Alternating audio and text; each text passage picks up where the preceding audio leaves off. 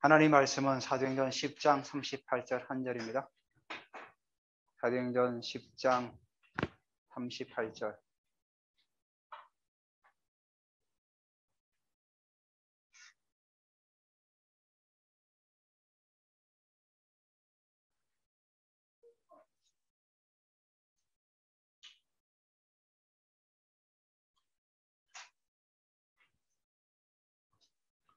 우리 같이 한번 합독합니다. 한 절에서 하나님이 나사렛 예수에게 성령과 능력을 기름부터 하셨으며 그가 두루다니시며 선한 일을 행하시고 마귀에 눌린 모든 사람을 고쳤으니 이는 하나님이 함께 하셨습니다. 아멘.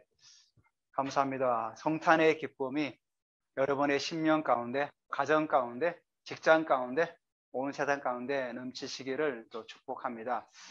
제가 찬양하는 가운데, 기도하는 가운데 제게 주신 감동은 내년은 성진의 그런 시즌이 온다는 그런 감동이 왔어요. 여러분들께서 직장이나 모든 처소에서 그런 성전의 그 은혜가 있으시기를 예수 그리스도 이름으로 선포합니다.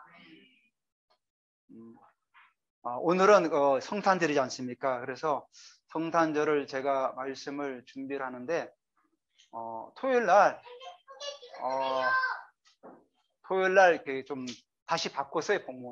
본문을 바꿔서 다시 한번 정리를 했습니다. 그래서 예수님의 기름 부으심이라는 제목을 가지고 우리 같이 한번 나누려고 합니다. 우리가 성탄절 하면은 예수님이 탄생하시고 우리 그런 얘기를 늘 많이 듣지 않습니까? 그래서 정말로 예수님이 이 땅에 오셔가지고 우리에게 기름 부으심 자로서 그가 행하셨던 그 일들을 통해서 우리에게도 그런 기름 부으심이 충만하기를 주님의 이름으로 선포합니다. 예수님의 그 기름 부으심은 오늘도 본문의 말씀처럼 나사렛 예수에게 성령과 능력을 기름 붓듯, 그러니까 성령과 능력을 기름을 붓듯이 그렇게 부으셨다는 거예요. 하나님께서. 그러니까 우리에게도 예수님께서 부으셨던 그 성령과 능력의 그 기름 부으심이 우리 모두에게 넘쳐나시기를 주님의 이름으로 선포합니다. 그래서 우리의 각자의 삶에서 여러분들 승진과 또 진보와 어떤 더 올라가는 높은 단계로 올라가는 그런 은혜가 있으시기를 예수 그리스도 이름으로 선포합니다. 자, 우리 성경에 보면은 여러분 우리가 추수가 시간이라는 개념 속에 추수가 이루어지죠. 근데 성경에는 이런 추수가 성경의 어떤 그 시간의 개념보다는 기름 부으심과 성령의 능력으로 나타나는 경우가 많아요. 자, 제가 한 가지 예를 들겠습니다. 성경의 예를 들게요. 제가 나중에도 나오지만은 38년 된 병자가 베데스다 목가에 앉아가지고 계속 있었어요. 이 사람은 뭐죠? 38년을 기다린 거야. 근데 예수님 오셔가지고 어떻게 했습니까? 오니까 천사가 내려와서 물을 동할 때 다른 사람들이 먼저 가기 때문에 저는 나을 수가 없습니다. 누가 데려줄 사람도 없고. 그래서 저는 계속 이게 38년 동안 여기 있는 겁니다. 뭐 쉽게 얘기하면 이겁니다. 근데 예수님께서 어땠죠? 일어나 자리 들고 가라 그랬어요. 그거 뭐죠? 자기는 38년 동안 기다렸는데 예수님은 한 번에 와서 고쳐셔버린 거죠. 그러니까 우리가 추수를 시작하면 시간이라는 개념을 먼저 생각하지 않습니까? 지금이 우리가 12월 달이면 내년에 씨를 뿌려가지고 가을에 추수가 오는 거예요. 시간이라는 개념을 하는데 예수님에게는 이런 시간의 개념이 존재하지 않는다는 거예요. 시간을 초월한다는 거죠. 그래서 오늘 우리가 첫 번째로 희년의 기름 부으심. 예수님의 기름 부으심이 첫 번째가 우리 성탄을 맞아도 희년의 기름 부으심. 누가복음 4장 17절 21절에 이 말씀 제가 읽어드리겠습니다. 선지자 이사의 글을 드리거늘 책을 펴서 이렇게 기록된 데를 찾으시니 주의 성령이 내게 임하셨으니 이는 가난한 자에게 복음을 전하게 하시려고 내게 기름을 부으시고 나를 보내사 포로된 자에게 자유를 눈먼 자에게 다시 보게 함을 전파하며 눌린 자를 자유롭게 하고 주의 은혜를 전파하게 하려 하심이라 하였더라. 채를 돕고 그 맡은 자에게 주시고 앉으니 해당에 있는 자를 다 주목하여 보더라. 이에 예수께서 그들에게 말씀하시되 이 글이 오늘 너희 귀에 응하였느니라 하시니라. 자, 예수님께서 해당에 들어가셨어요. 해당에 들어가면 그날 해당장은 읽을 성경을 먼저 읽습니다. 그날 해당에서 예배를 드리면서 성경을 읽으면서 이제 또 그날 해다가 또 개중에 이제 성경을 읽을 사람과 그걸 또 해석하는 사람들이 또 손을 들면은 그 사람들에게 성경을 줍니다. 근데 이 해당장이 성경을 펴가지고 예수님에게 주신 겁니다. 그래서 여기서 찾으시니 이 말은 예수님이 막 굳이 막 성경을 넘겨가면서 이렇게 찾으신 게 아니라 그 해당장이 그 두루마리 성경을 폈는데 그 성경 부분이 바로 이 부분이 이사야 부분이 나온 겁니다. 그래서 예수님께서 그 부분을 찾아서 읽은 거죠. 그러니까 두루마리 쭉 펴놓으면 구절들이 있을 거 아닙니까? 그 구절들 가운데 예수님께서 요 메시아에 관한 부분을 찾아서 그 부분을 읽은 겁니다. 읽을 때 여기 나오죠. 주의 성령이 내게 임하셨으니 이는 가난한 자에게 복음을 전하게 하시고 내게 기름을 부으시고 나를 보내사 포로된 자에게 자유를 눈먼 자에게 다시 보게 함을 전파하며 눌린 자를 자유롭게 하고 주의 은혜를 전파하게 하려 하십니다. 여기서 주의 은혜해가 바로 뭐냐면 희년의 복음이에요. 희년. 희년은 뭐죠? 50년이 되면은 만약에 그 집에 만약에 노예로 하인으로 팔려가면 50년이 되면 그 사람을 보내줘야 되고 땅도 돌려줘야 되고 그게 바로 희년이에요. 희년은 뭐죠? 우리에게 해방도 의미 있고 구원의 의미가 있는 거죠. 그러니까 희년의 기름 부으심은 오늘 우리에게 바로 회복의 기름 부으심, 또 우리가 어디에 종에 매였던 부분에서 해방되는 이런 기름 부으심이 여러분 삶 가운데 넘쳐나시기를 주님의 이름으로 축복합니다. 제가 마지막 부분에 한번 그 부분을 다루려고 하는데요. 우리가 살아가면서 어떤 가정이나 또 내 주변에 보면은 또 우리 가운데도 그런 경우가 있잖아요. 돈을 모으려고 했는데 돈은 계속 빠져나가. 계속 빠져나가. 그리고 계속해서 사고가 끊이지 않아, 그 집안은. 그리고 질병이 끊임없이 그 집안은 일어나.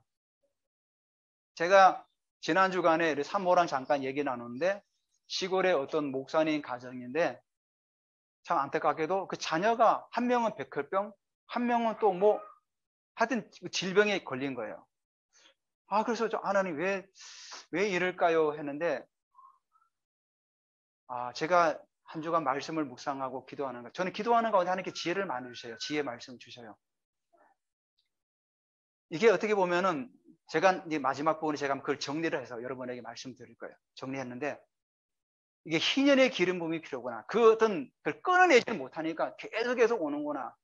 지금 사람들은 그런 부분을 얘기하면은 지나간 건 뭐 그게 말하지 않는데 우린 영적인 존재들이거든요. 영적인 존재.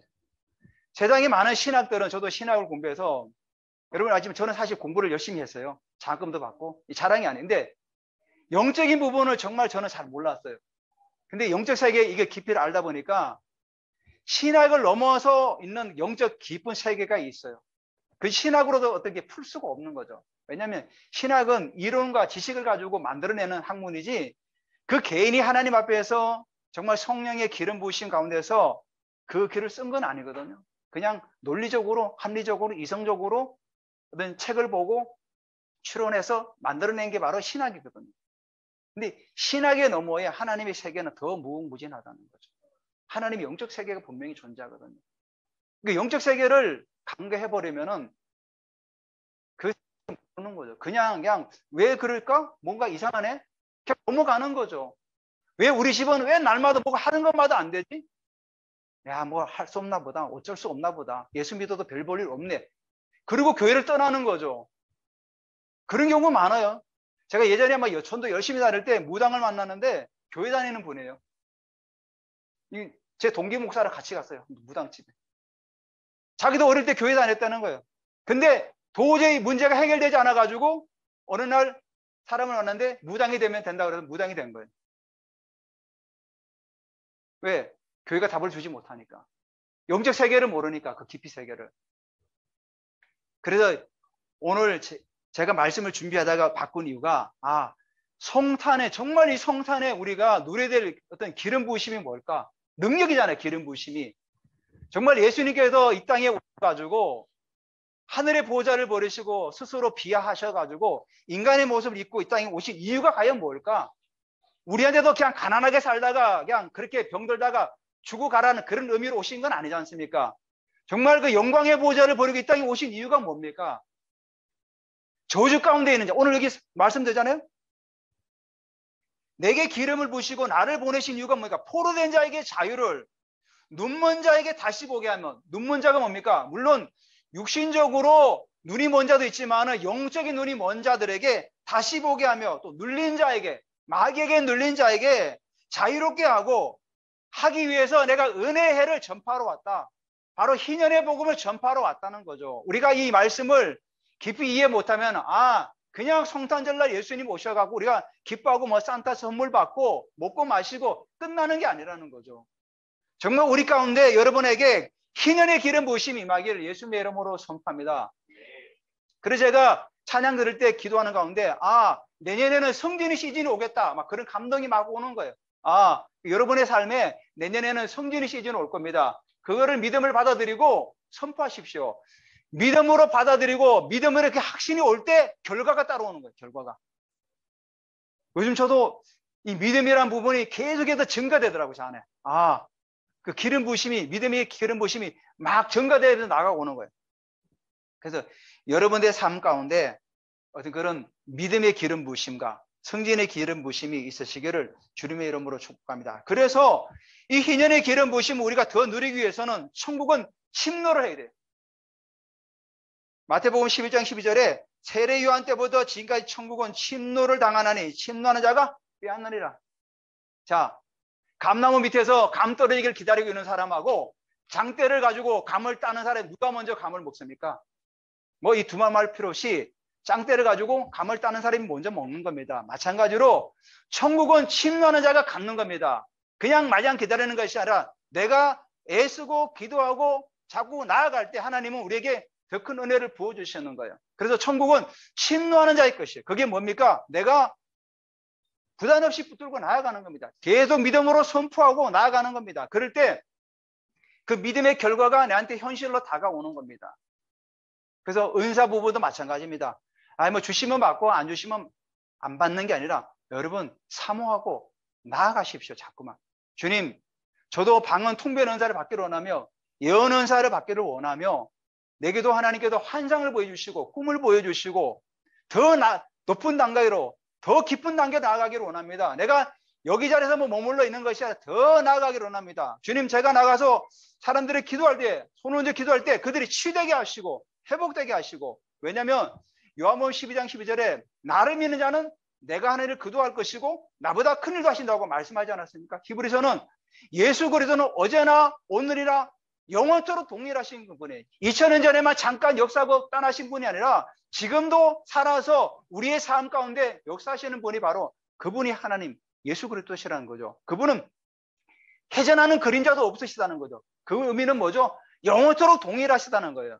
그러니까 2000년 전에만 무리를 걸으시고 죽은 자를 살리신 것이 아니라 지금도 예수 이름으로 기도할 때 죽은 자가 살아나고 병든 자가 치유되고 회복되는 역사가 지금도 일어나고 있는 거죠. 근데 이 신학이란 틀이 그걸 막아놓은 거죠. 막아놓은 거죠. 신학이란 틀이.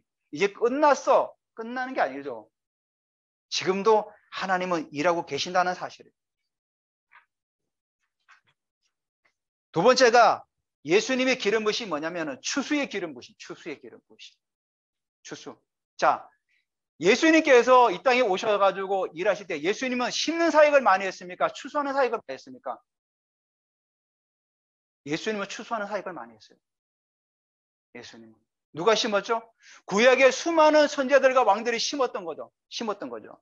예를 들면 이사야 35장 3절 5절에 보면 너희는 약한 손을 강하게 하며 떨리는 무릎을 굳게 하며 겁내는 자들이 이르기를 굳세어라 두려워하지 말라 보라 너희 하나님이 오사 보복하시며 갚아주실 것이라 하나님이 오사 너희를 구하시리니 그때에는 맹인의 눈을 밝을 것이며 못 듣는 사람의 귀가 열릴 것입니다. 자, 구약의 선자들이 예수님이 오셔서 추수를 할 수 있도록 계속 심은 거예요. 계속 심은 거예요. 요한복음 4장 34절에도 예수께서 이르되 나의 양식은 나를 보내신 뜻을 행하며 그의 일을 온전히 이루는 이것이라. 자, 예수님께서 갈릴리를 가시다가 수가성에 들릅니다. 수가성에. 사마리아 수가성에 들르는데 거기서 한 여인을 만나가지고 그 여인에게 정말 생명을 전하는 그 역사가 일어났던 거죠. 근데 이제 제자들이 양식을 구하러 갔다가 오니까 그 여인하고 한참 얘기하고 있는 거야. 그래서 예수님 시장하지 않습니까? 이러니까 예수님께 이런 말씀을 하시고, 나의 양식은 나를 보내신 이의 뜻을 행하는 것이다. 그 말씀하시면서 여기 나오죠. 너희는 넉 달이 지나야 추수할 때가 이르겠다 하지 아니하느냐. 자, 시간의 개념을 말하는 거예요. 추수를 넉 달이 지나야. 그럼 이때가 언제냐? 아마 추수가 밀추수할 것 같으면은 4월달, 5월달, 볼이 5월달이니까 뭐 12월달도 될 수 있고, 아니면은 뭐 9월달, 10월달에 추수하면 그 이전도 될 수 있는 거죠. 그 중간에 있는 거죠. 아마도 학자들은 12월달쯤 된다 그래요. 자, 넉 달이 지나면 추수할 때가 이르겠다 하지 않느냐. 근데 뭐라 그러죠? 나는 너희에게 이르니 너희 눈을 들어 밭을 보라. 희어져 추수하게 될 거다. 예수님은 시간을 초월한 거예요.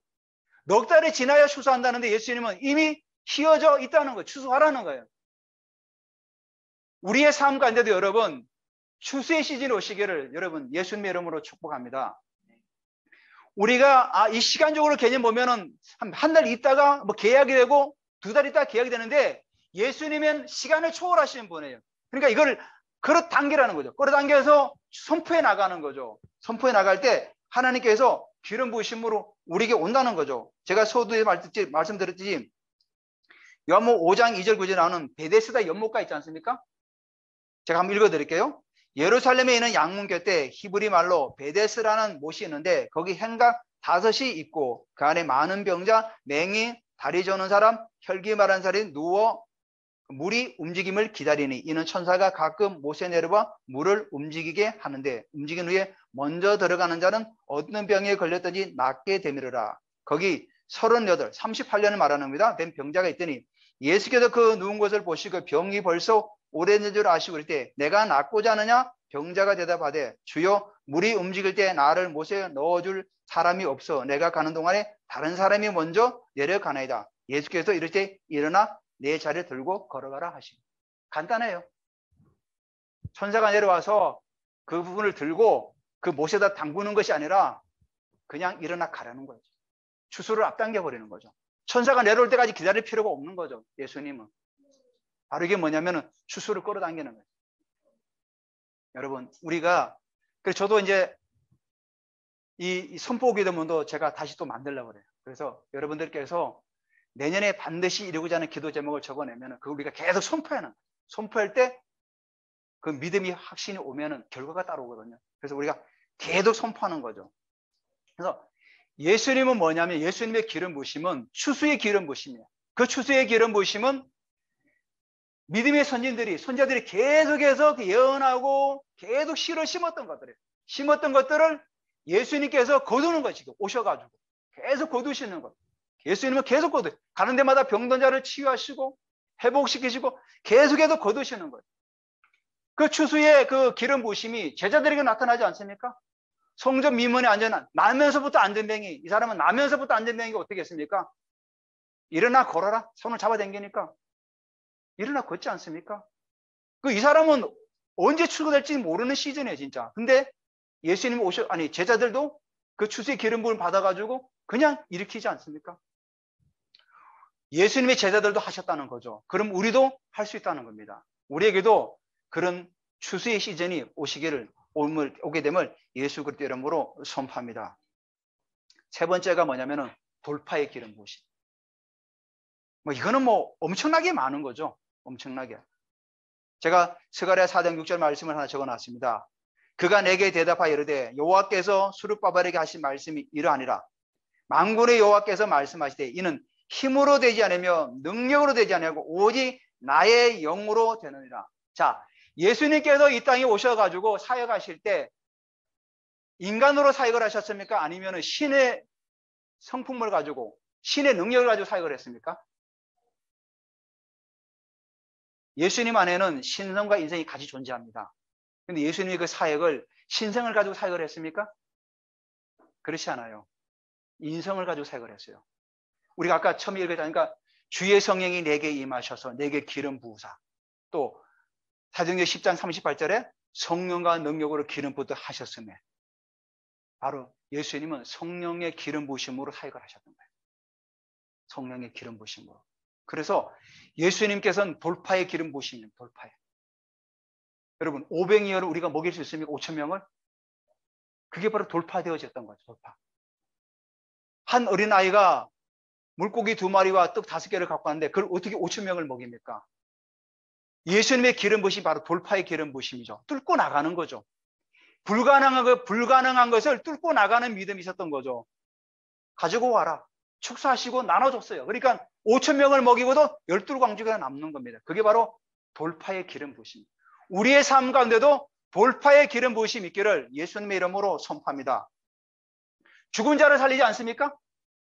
나사로가 병들어 죽었는데 무덤에 이제 사흘째 된 날인데도 예수님은 나오랄 때 돌을 치워라. 나오랄 때 그 나사로가 붕대를 맨 채로 걸어 나왔던 거죠. 바로 뭐죠? 죽음을 돌파시키는 기름 부심. 돌파의 기름 부심. 실제로 그래서 제가 영상으로 보니까 그 목사님은 그 멕시코에 사역하시는 목사님은 죽은 자도 살리는 일을 많이 했어요.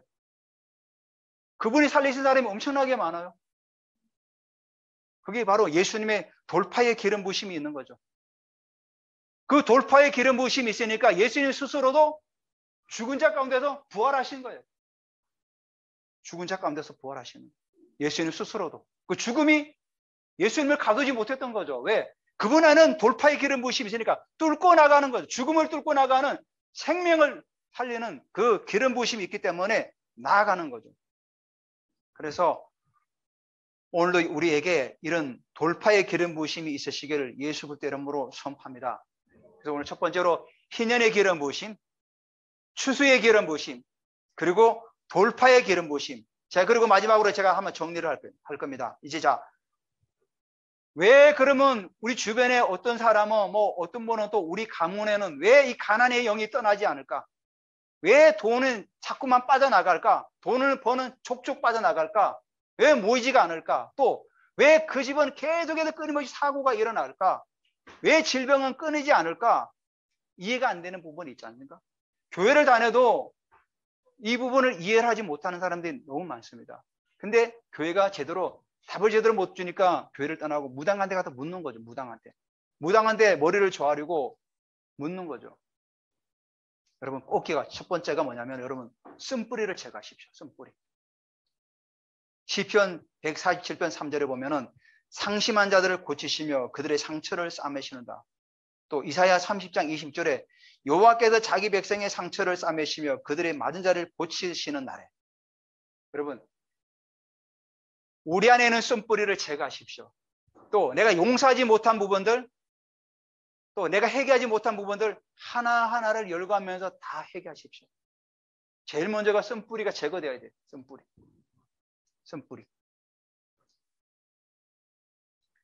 내가 어릴 때 또 이런 부분들, 그러니까 이런 부분이 문제가 부닥칠 때 여러분 기도하면서 하나님께 질문하세요.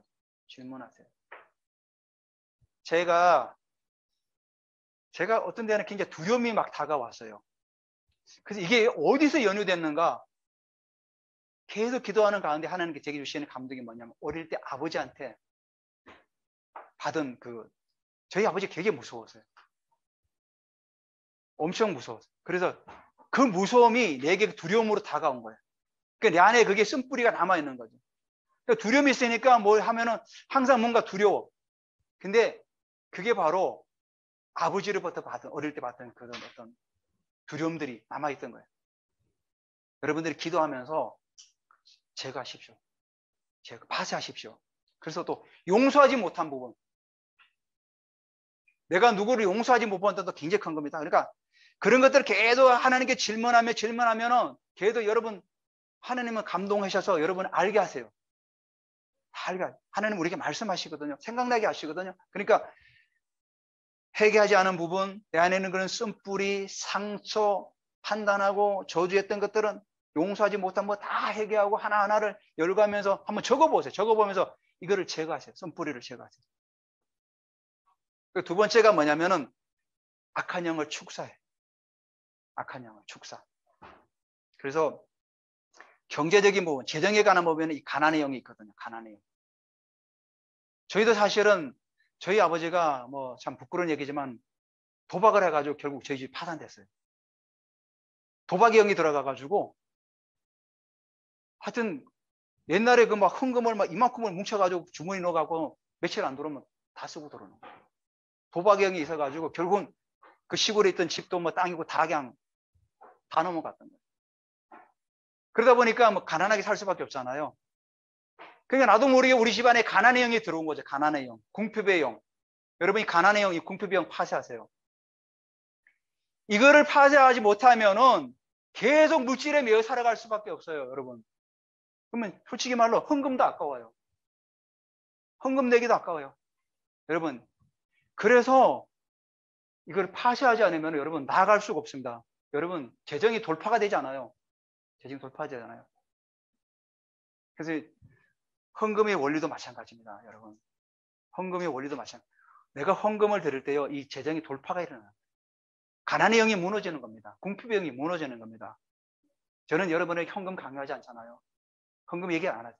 왜냐하면 저도 예전에 하도 치달려가지고, 근데 여러분이 정말로 재정이 돌파되기를 원한다면은 여러분 헌금을 정말로 자유하십시오. 헌금에 자유하십시오.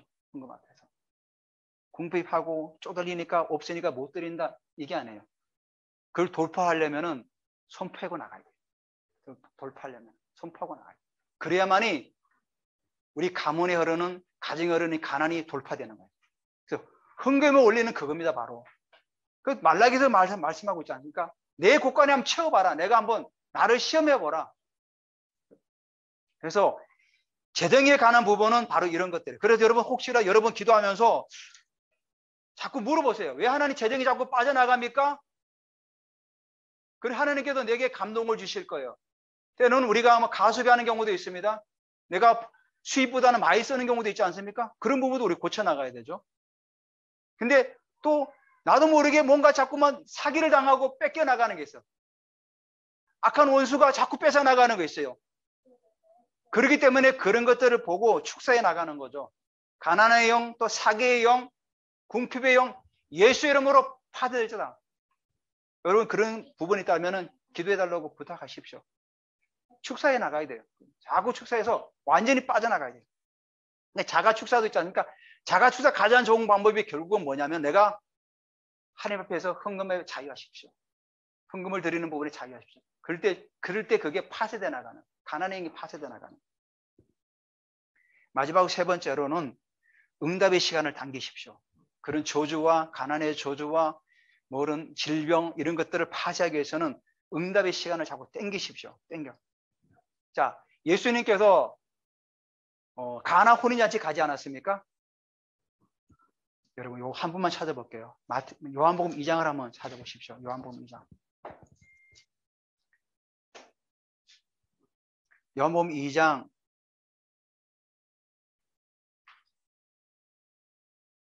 2절부터 제가 읽어드릴게요. 다 찾으셨죠? 제가 읽어드릴게요. 예수와 그 제자들이 혼례의 청함을 받았더니 가나를 말하는 겁니다. 포도주가 떨어진지라 예수의 어머니가 예수에게 이르되 저들에게 포도주가 없다 하니 예수께서 이르되 여자여 나와 무슨 상관이 있나이까 내 때가 아직 이르지 아니하였나이다. 그의 어머니가 하인들에게 이르되 너희가에게 무슨 말씀을 하지 그대로 하라 하니라. 자, 이 말씀 무슨 말씀입니까? 예수님의 어머니가 가나 혼인잔치 왔는데 포도주가 지금 떨어진 겁니다. 그러니까 마리아가 어머니가 예수님이 부탁을 한 겁니다. 자, 여기에 포도주가 떨어졌는데 좀 어떻게 해결해 보십시오 하니까 예수님께서 뭐라고 말씀하시죠?